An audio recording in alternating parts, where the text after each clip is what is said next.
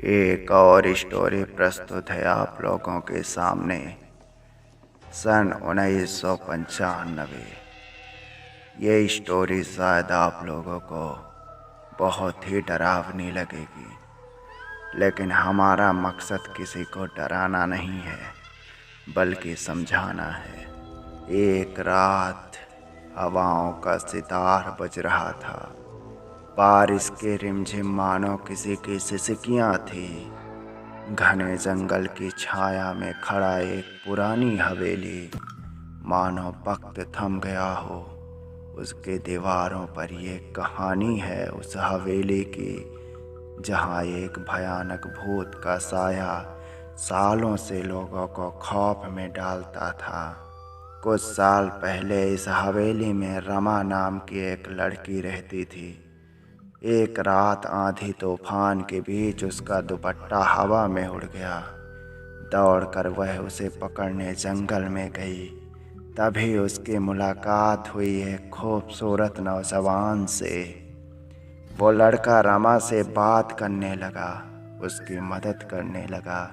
जल्द ही दोनों के बीच प्यार हो गया, परंतु ये खुशी ज़्यादा दिन तक नहीं टिकी।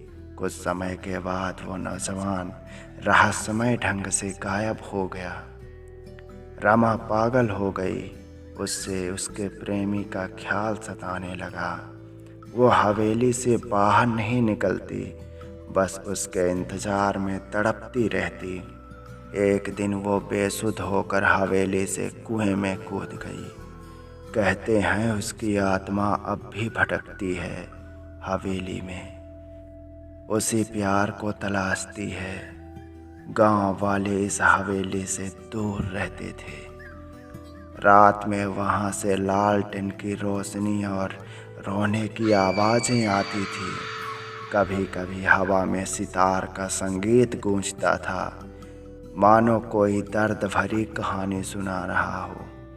एक बार कुछ युवाओं ने हवेली का रहस्य जानने को ठानी।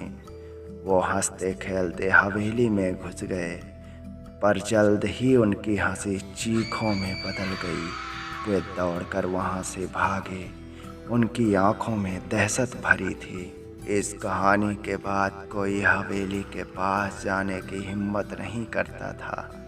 भूत की कहानियाँ पीढ़ियों से चलती रही, बच्चों को सुनाई जाती। उन्हें डराने के लिए हवाओं का सितार बजता रहा। बारिश के रिमझिम बरबस रोती चली। हवेली अंधेरे में खड़ी रही, मानो सदियों का गम अपने सीने में छुपाए हुए है। आपको कहानी कैसी लगी? क्या आप हवेली का रहस्य सुलझाने की हिम्मत जुटा पाएंगे? कमेंट में ज़रूर बताइएगा। और अगर इस चैनल को सुन रहे हैं तो इसे सब्सक्राइब भी कर लीजिएगा।